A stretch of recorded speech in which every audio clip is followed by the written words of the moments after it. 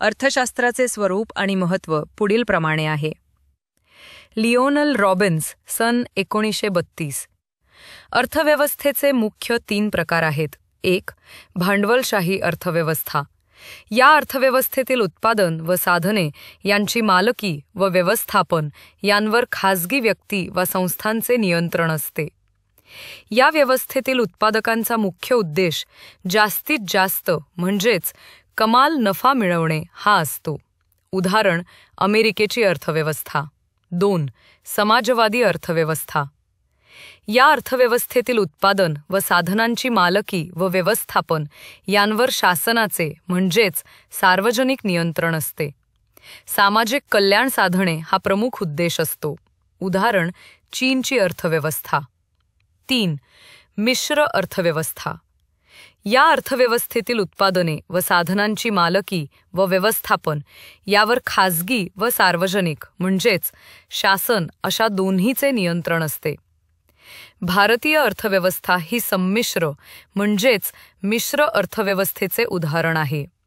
कारण भारतीय अर्थव्यवस्थेत खाजगी व सार्वजनिक अशा दोन्ही क्षेत्रांचे सहअस्तित्व आढळते. एखादा देश अथवा प्रदेशातील अर्थव्यवस्थेची वैशिष्ट्ये खालीलप्रमाणे आहेत. 1. विशिष्ट भौगोलिक क्षेत्र. 2. नैसर्गिक साधनसामग्री, जमीन, हवा, पाणी, डोंगर, समुद्र, खनिजे, सूर्यप्रकाश इत्यादी. 3. लोकसंख्या. पर्याप्त, अतिरिक्त व कमी म्हणजेच न्यून लोकसंख्या. अ. पर्याप्त लोकसंख्या, आदर्श लोकसंख्या, साधनसामग्रीचा योग्य वापर. ब. अतिरिक्त लोकसंख्या, साधनसामग्रीवर ताण पडतो. क. कमी म्हणजेच न्यून लोकसंख्या, साधनसामग्रीचा अपुरा वापर. 4. राजकीय सार्वभौमत्व, सामाजिक व आर्थिक लोककल्याणासाठी. 5. अर्थव्यवस्थेचे क्षेत्रीय विभाजन खालीलप्रमाणे आहेत. अ. साधनांची मालकी व व्यवस्थापनानुसार खाजगी, सरकारी व संयुक्त क्षेत्रे. ब. उत्पादक उपक्रमांच्या स्वरूपानुसार प्राथमिक, द्वितीय व तृतीय क्षेत्रे. अर्थव्यवस्थेचे क्षेत्रीय विभाजन खालीलप्रमाणे आहेत. अ. उत्पादने व साधनांची मालकी व व्यवस्थापन यावर आधारित विभाजन. खाजगी क्षेत्र. उत्पादने, साधने यांची मालकी व व्यवस्थापन खाजगी स्वरूपाचे. उदाहरण अमेरिका. सरकारी क्षेत्र. उत्पादने, साधने यांची मालकी व व्यवस्थापन सरकारच्या ताब्यात. संयुक्त क्षेत्र. उत्पादने, साधने यांच्या मालकी व्यवस्थापनावर खाजगी व सरकारी असे संयुक्त नियंत्रण. ब.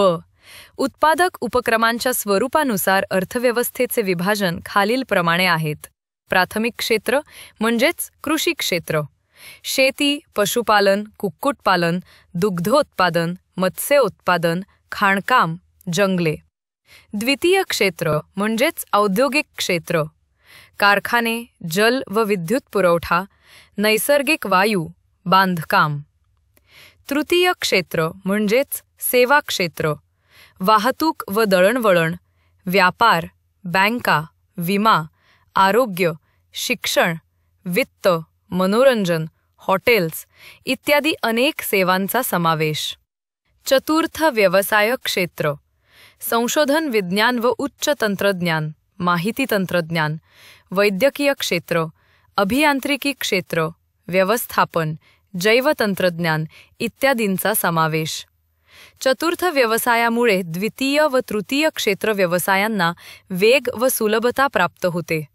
मात्र चतुर्थ व्यवसायाचे वितरण असमान आहे.